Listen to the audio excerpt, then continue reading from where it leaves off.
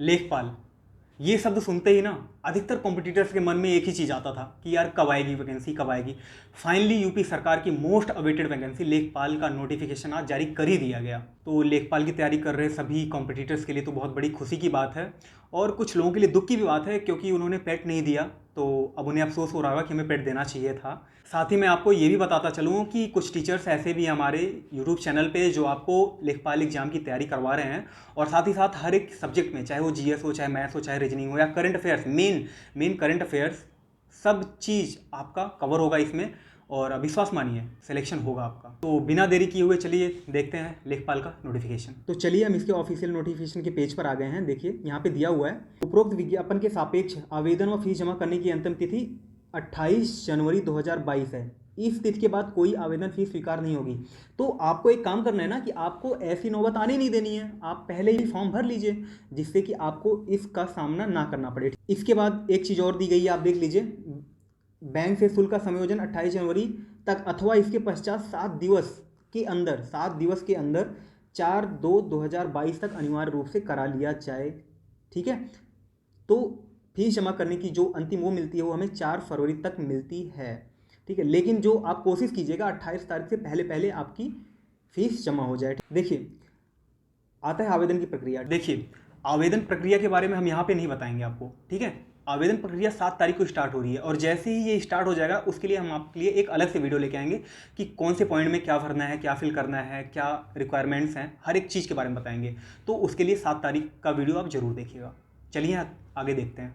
आवेदन फीस की बात करते हैं। तो आवेदन फीस जो है ना वो 25 रुपये है। ठीक है, तो कि आवेदन फीस केवल 25 रुपये हमें भरना है, और ये हमारा क्या है, लेखपाल मुख्य परीक्षा के लिए है। आगे क्या है, आवेदन पत्र में संशोधन। जब 7 तारीख को मैं आपको फॉर्म भर के बताऊंगा, उसके साथ मैं हर एक चीज़ के बारे में आपको डिटेल भी दूंगा कि कहाँ पे क्या भरा जाएगा, कैसे भरा जाएगा। ठीक है, आवेदन पत्र में संशोधन जो होता है वो हर एक चीज़ के लिए सरकार एक समय देती है। जो अपना UPSSC जो अथॉरिटी है वो थोड़ा आपको समय देगी जिससे आप आवेदन प्रक्रिया में सुधार कर सकें, जो भी गलती हुई उसकी सुधार किया जा सकता है। ठीक है, अब पदों का विवरण देख लेते हैं।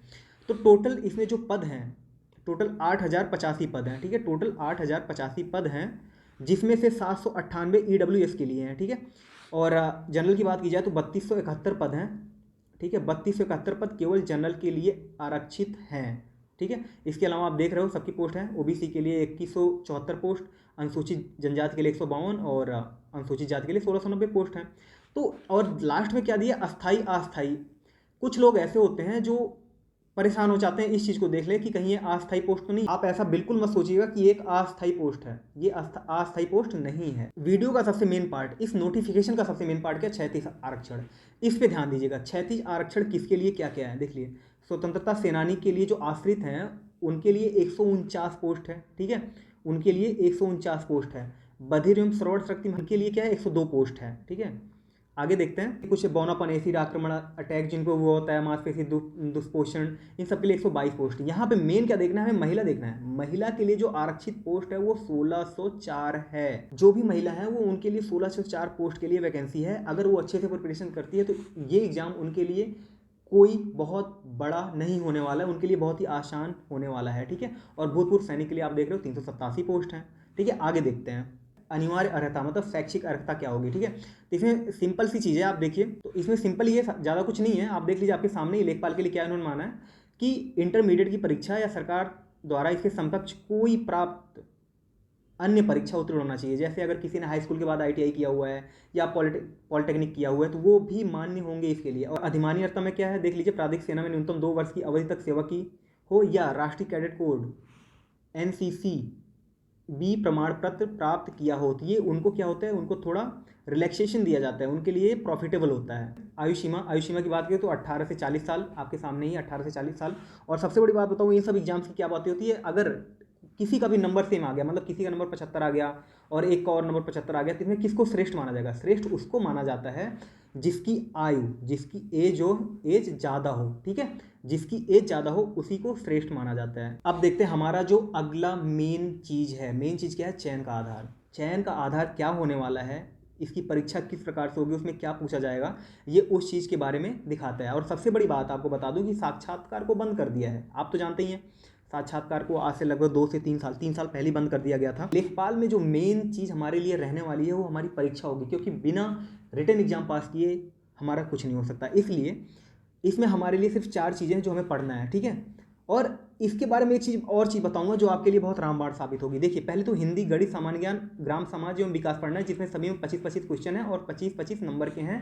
टोटल 100 क्वेश्चन 100 नंबर का आएगा, ठीक। वीडियो का मेन चीज़ जो मैं आपको बता रहा हूँ वो अब है इस चीज़ को आप हो सके तो एक फोटो कॉपी करा के इसका एक प्रिंट लेके ना आप अपने दीवार पे चिपका दीजिए, जिस भी रूम में बैठ के आप जहाँ भी आप तैयारी कर रहे हो, ठीक है। देखिए, सामान्य हिंदी में क्या चीज़ पूछी जाएगी उस चीज़ के बारे में ही पढ़िए। इससे अलग आपको कुछ भी नहीं पढ़ना है, याद रखिए। अगर कुछ भी इससे एक्स्ट्रा आपको मिले तो उसे हटा देना है। गणित एवं सांख्यिकी, इसमें क्या क्या चीज़ दिया गया है सिर्फ वही आपको पढ़ना है। इसके अलावा आपको थोड़ा सा भी कहीं मिले तो नहीं पढ़ना है। ये चीज़ आप हमेशा याद रखिएगा। कुछ लोग अच्छे से इसकी प्रिपरेशन नहीं कर पाते हैं। ये फॉर्मूला मैंने अपनाया था जब मेरा सिलेक्शन हुआ था वीडियो में, उससे पहले अपनाया था मैंने ये चीज़ देख के। अभी जो वीडियो कैंसिल हो गया उसी में मेरा था, बाद में मैंने दिया नहीं। जो उसमें फिर दौड़ थी, ऊंची कूद थी, पता नहीं क्या क्या था, उससे पहले मेरा सिलेक्शन हो गया था, इसलिए मैंने दिया नहीं उसका। तो ये चीज़ मैंने ये फॉर्मूला अपनाया था। अब जैसे देख लो, आपके सामने रेखा गणित है ना, तो मैं वही चीज़ पढ़ता था जो आयोग ने दिया है कि यही चीज़ से हम पूछेंगे, मैं भी वहीं से पढ़ता था। उसके अलावा कहीं से भी मैंने पढ़ाई नहीं की है, ठीक है। तो आपको भी यही अपनाना है, ठीक है। मेन चीज़ क्या है, सामान्य ज्ञान देख लेते हैं। सामान्य ज्ञान में आप देख लीजिए, इसको आप एक प्रिंट निकाल लीजिए, ठीक है। मेन जो टॉपिक होगा ना वो यही होगा। बताऊं आपको कि क्या होता है। मैथ क्या होता है, अधिकतर लोगों की अच्छी होती है, क्योंकि एसएससी, बैंक, रेलवे ये सब तैयारी करने वालों की मैथ अच्छी होती है। अगर हम रीजनिंग की बात करें तो रीजनिंग भी उनकी अच्छी होती है, ठीक है। हिंदी तो आप जानते ही हो, हिंदी तो ऐसे सबसे टफ सब्जेक्ट माना जाता है, लेकिन ज़रूरी नहीं है, हिंदी आसान भी आती है। तो मेन जो टॉपिक बचता है ना वो होता है जीएस का सेक्शन होता है, जिसमें आपको मजबूत करना है, ठीक है। ये जीएस, और इसमें जो मेन हिस्सा होगा ना वो करंट अफेयर का होगा, याद रखिएगा। अगर 25 क्वेश्चन है तो 25 क्वेश्चन में 5 क्वेश्चन करंट अफेयर का होगा, ठीक है। और वही चीज़ अगर उसमें से एक गलती हुई तब सब बेकार हुआ। इसलिए करंट अफेयर पे मेन फोकस कीजिए और प्रॉपर तैयारी के साथ करंट अफेयर को तैयार कीजिए, ठीक है। तो यही जीएस सेक्शन है जो आपको सिलेक्शन दिलवाएगा। बाकी ये चीज़ें सबकी मजबूत होती हैं, और जिनकी नहीं मजबूत है उनको भी मेहनत करने की ज़रूरत है, ठीक है। अगला देखते हैं, ग्राम समाज एवं विकास। ये ग्राम समाज एवं विकास के बारे में जो भी है, इसके बारे में ज़्यादा बता नहीं पाऊंगा, लेकिन इसकी बुक्स अवेलेबल हो जाएंगी मार्केट में आने वाले 10 दिन या 15 दिन में। ये पूरा का पूरा आपको मार्केट में मिल जाएगा, ठीक है। नेक्स्ट देखते हैं, मेन चीज़ जो आपको बहुत ज़रूरी तरह से अपने दिमाग में बैठा लेना वो क्या है, वो यहाँ पे आया, इन्होंने जो आदेश दिए हैं, ठीक है। पहले देखिए, उत्तर प्रदेश के आरक्षित श्रेणी के सभी अभ्यर्थी आवेदन में अपनी श्रेणी अवश्य अंकित करें। जरूर है, ओबीसी क्या हो कैसे, सब कुछ अच्छे से अंकित करें। एक बार फॉर्म आप जरूर अच्छे से चेक कीजिएगा। एक से अधिक आरक्षित श्रेणी का दावा करने वाले अभ्यर्थी को केवल एक छूट जो अधिक लाभकारी होगी अनुमन्य होगी, ठीक है। दूसरी चीज़, अनुसूचित जाति, अनुसूचित जनजाति यानी पिछड़ा वर्ग, आर्थिक कमजोर रूप से वर्ग और सभी जो भी हैं जो यूपी के मूल निवासी नहीं हैं उन्हें आरक्षण का लाभ अनुमन्य नहीं है, ठीक है। ये चीज़ आप हमेशा याद रखिएगा। जो भी बाहर किसी और स्टेट के हैं उनको भी आरक्षण लाभ नहीं मिलेगा। ये चीज़ तो आप बिल्कुल अच्छे से ध्यान रखिएगा, क्योंकि एनओसी हमारे लिए बहुत जरूरी है। अगर आप केंद्र सरकार या राज्य सरकार में नौकरी कर रहे हो तो आप फॉर्म अप्लाई करने के तुरंत बाद अपने डिपार्टमेंट में एनओसी के लिए तुरंत ही आवेदन देंगे कि eight the time of selection, final selection, जब आपका डॉक्यूमेंट वेरिफिकेशन होगा तो आपको एनओसी की जरूरत पड़ेगी।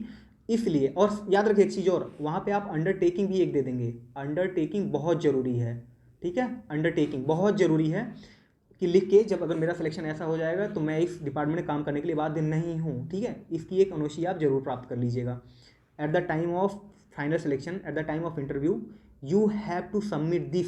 देखिए, ये कुछ प्रमाण पत्र हैं, ठीक है। जो भी ओबीसी से बिलोंग करते हैं उनको जाति प्रमाण पत्र बहुत जरूरी होता है। किसी भी कैटेगरी में हो उनको जाति प्रमाण पत्र जरूरी है। तो आप अभी से एक काम कीजिए, ये जब तक इसका ऑनलाइन प्रोसेस चल रहा है फॉर्म फिलअप करने का, तब तक आप अपना कास्ट सर्टिफिकेट, ठीक है, कास्ट सर्टिफिकेट बनवा लीजिए। आपका निवास सर्टिफिकेट होना चाहिए, सर्टिफिकेट डोमिसाइल, ठीक है। निवास सर्टिफिकेट आपके पास जरूर से जरूर होना चाहिए। इस चीज़ को आप गांठ बांध लें, ठीक है। और आज ही या कल जाके इसे सेवा केंद्र पे आवेदन दे दें इसका। देखिए, ये पूरी फुल डिटेल थी कि क्या मांगा गया है, आपकी क्वालिफिकेशन क्या होनी चाहिए और किसके लिए क्या आरक्षण है, हर चीज़, कितनी सीटें हैं, महिलाओं के लिए कितनी सीटें हैं, हर चीज़ का विवरण था। लेकिन इसमें मैंने आवेदन प्रक्रिया के बारे में नहीं बताया। मैंने इसलिए नहीं बताया क्योंकि अभी से जान लेना उतना जरूरी नहीं है। पहले आप ये जान लीजिए कि आपको क्या क्या चाहिए होगा, ठीक है। मेन चीज़, आपके पास निवास सर्टिफिकेट और कास्ट सर्टिफिकेट तो जरूर से जरूर होना चाहिए, बहुत ही ज़रूरी है, ये गलती आप कभी मत करना।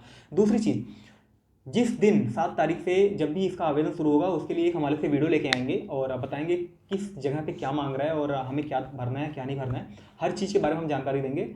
देखिए, सिलेक्शन लेना ना लेना ये किसी और के ऊपर नहीं, हमारे ऊपर होता है। अगर हम चाहेंगे तो हमारा सिलेक्शन होगा, अगर हम नहीं चाहेंगे तो हमारा सिलेक्शन कभी भी नहीं होगा। ठीक है, तो हमारे ऊपर डिपेंड करता है हमें किस तरह से सिलेक्शन लेना है। मैंने आपको बताया ना, मैंने एक चीज़ आपको बताई कि आपको क्या पढ़ना है।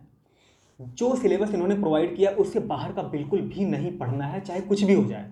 इस चीज़ का एक फ़ोटो प्रिंट लीजिए आप, या अपने मोबाइल में सेव कीजिए। अब सबसे बढ़िया रहेगा तो आप इसकी एक फ़ोटो कॉपी करिए, ठीक है, फ़ोटो कॉपी करके अपने दीवार पे चिपकाइए और वही टॉपिक पढ़िए जो इन्होंने पूछा हुआ है। और ध्यान रखिए, समय ना बहुत ज़रूरी होता है। मैंने पहले बताया था ना, time is equal to money. अगर टाइम आपने आज बचाया तो कल आपका मनी बचेगा। बाकी लेखपाल है यार, मैं सच बोल रहा हूँ, आप हलवा समझ के चलो इसे, कोई बहुत बड़ा तोप मत मान लेना, क्योंकि अगर आप समझोगे कि नहीं बहुत बड़ा कंपटीशन है, बहुत बड़ा, तो देखो नहीं होने वाला यार।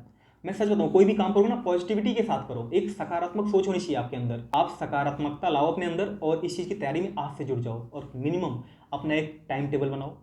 10 घंटे 12 घंटे जो भी आप कर सकते हो। देखो, आने वाले 4 महीने या 5 महीने 6 महीने मुझे नहीं पता कब एग्जाम होंगे, लेकिन उसके लिए अभी से प्रिपेयर हो जाओ और प्रिपेयर करना शुरू कर दो। लगे रहिए और अपना ख्याल रखिए, क्योंकि कोरोना चल रहा है, बाहर कम निकलिए और निकलिए मत यार, क्योंकि आपको पढ़ना है, बस आप पढ़ाई करो, उसके अलावा कुछ मत करो। चलिए ठीक है, मिलते हैं अपने अगले वीडियो में, तब तक के लिए ख्याल रखिए।